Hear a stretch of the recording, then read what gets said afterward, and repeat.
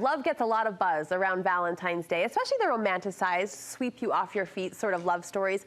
But all this week, we are celebrating real-life love, the kind of love that happens when life goes off script. Today, an example of love you can count on no matter what. Christopher Clark is a Provo community fixture involved in theater and city council. He teaches drama and chairs the theater department at UVU. His wife Lisa is also a standout actress, author, and the face of chapbooks. So it's no surprise that the Clarks are beloved in the Utah County community. They are a funny, dynamic couple with quite the love connection who are also currently facing the test and trial of their lives.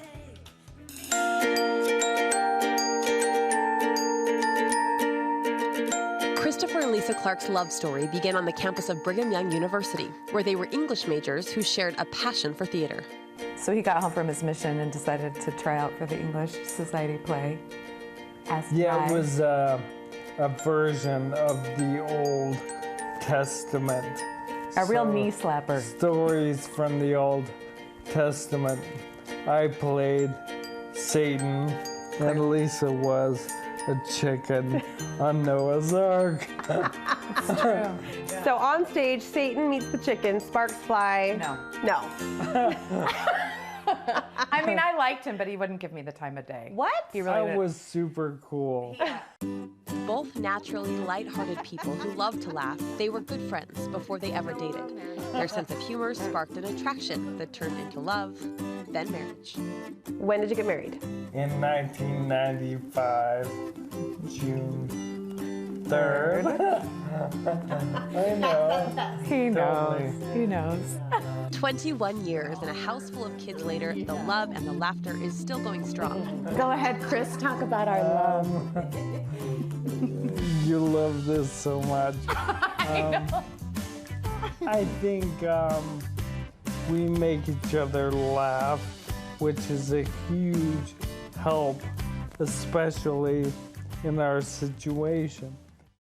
2 years ago, while busy directing plays and heading up the Utah Valley University Theater Department, Chris started noticing changes in one of his legs. I noticed what felt like a drag in my right leg, and it was weird.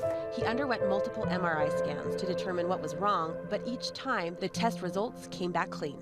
Once his whole back and his neck had been x-rayed and there was no problem, and he was having problems with his leg, everyone got really Suddenly, serious. all these doctors were calling me, and nobody would tell me what they were looking for. Only after doctors had ruled out everything else were the letters ALS, a degenerative muscle disease, spoken out loud for the first time. I saw a doctor up in Draper, and she said, "I'm really worried about Lou Gehrig's." And that was the first I'd ever considered it. And then suddenly, that was everything I thought about. The official diagnosis took weeks, and Christopher and Lisa say the wait was agonizing. But they say deep down, they both knew. And I'll never forget, Christopher walked in with his luggage home from, and we didn't say anything, we just looked at each other, and we both just started crying and hugged each other, like, kind of looked at me. We knew. As painful as it was to hear the diagnosis, they say it was even harder to tell friends and family.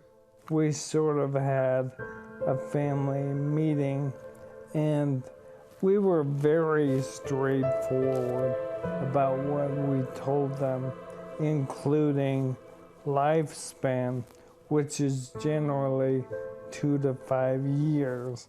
An unimaginable reality that the Clark family is still learning to process, each in their own way. It's hard to process your life changing so radically. So for me, productivity was and is everything. I'm still a father, no matter what I look or sound like, still a dad. So doing things with my kids has become a way to channel that process. Also working and staying active in my field is a way of processing. The hardest part, gradual goodbyes are hard. Saying, oh, I can't feed myself anymore. I can't play the piano. I can hear what I sound like. My brain is going so fast, but my mouth can't keep up. And it's hard to be constantly saying goodbye to elements of my life. The worst is just seeing the best person that you know, the one that you love the best and the most, just slowly and slowly lose everything. It's torture. And as hard as it is sometimes for this outgoing couple to live this experience out loud, they say a lot of good has come from it. It doesn't feel real, but I've come to learn that a lot of good has come from this as well. And I'm understanding it as a piece of a much bigger picture. I have noticed that Christopher expresses love to other people. He's always been very caring and loving to me and to the kids, for sure, and saying I love you. But I've noticed that he's much more open with expressing love to his friends and to his students and stuff. He'll like, thanks man, I love you. You know, and just, I say it a he lot. says it a lot. I've noticed that and I think it's really sweet. I want them it's sincere. to know that, and not just assume. So I've become very comfortable with I love you.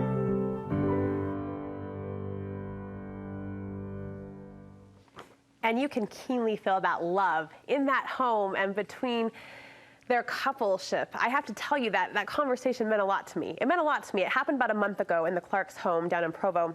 And I've been grappling ever since as I recount it to my husband and my friends, trying to articulate, find the words to describe the spirit I felt in their home and between them. It was amazing. It was inspiring. They are brave. They are open-hearted. They were so gracious to share their story, and they continue to share their story. And it isn't always easy for them to do so, but they say it feels like what they're supposed to be doing. Lisa and Christopher admit they don't understand why this is happening. That puzzle piece has not fell into place, the why, but they do say the experience has deepened their faith and brought them closer together. I felt that faith, and I'm so grateful they were willing to open up their door and open up their hearts to us and share that. We're praying for them.